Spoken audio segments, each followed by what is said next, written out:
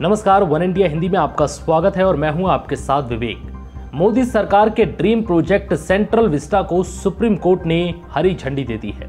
इस प्रोजेक्ट के तहत संसद की नई इमारत का निर्माण हो रहा है। इसके खिलाफ कई याचिकाएं दायर हुई थी।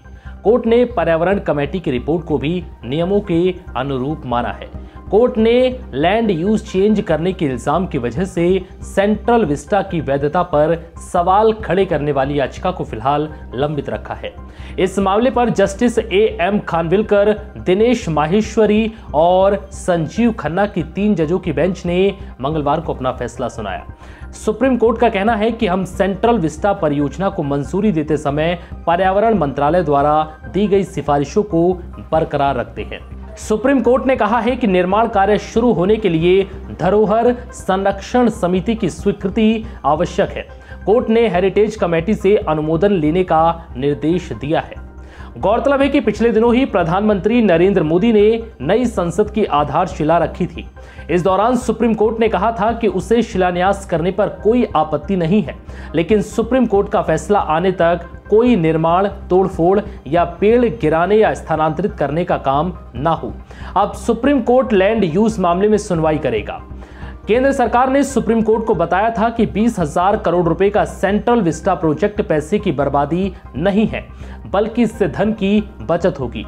इस प्रोजेक्ट से सालाना करीब 1,000 करोड़ रुपए की बचत होगी, जो फिलहाल 10 इमारतों में चल रहे मंत्रालय के किराए पर खर्च होते हैं।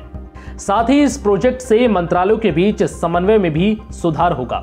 सॉलिसिटर जनरल तुषार मेहता ने कहा था कि वर्तमान संसद भवन गंभीर आग की आशंका और जगह की भारी कमी का सामना कर रहा था। उन्होंने कहा है कि प्रोजेक्ट के तहत हेरिटेज बिल्डिंग को संरक्षित किया जाएगा। मौजूदा संसद भवन 1927 में बनाया गया था, जिसका उद्देश्य विधान परिषद के भवन का निर्माण था, न कि 2 सदन का। उन्होंने कहा कि जब लोकसभा और राज्यसभा का संयुक्त सत्र आयोजित होता है तो सदस्य प्लास्टिक की कुर्सी पर बैठते हैं। इससे सदन की गरिमा कम होती है।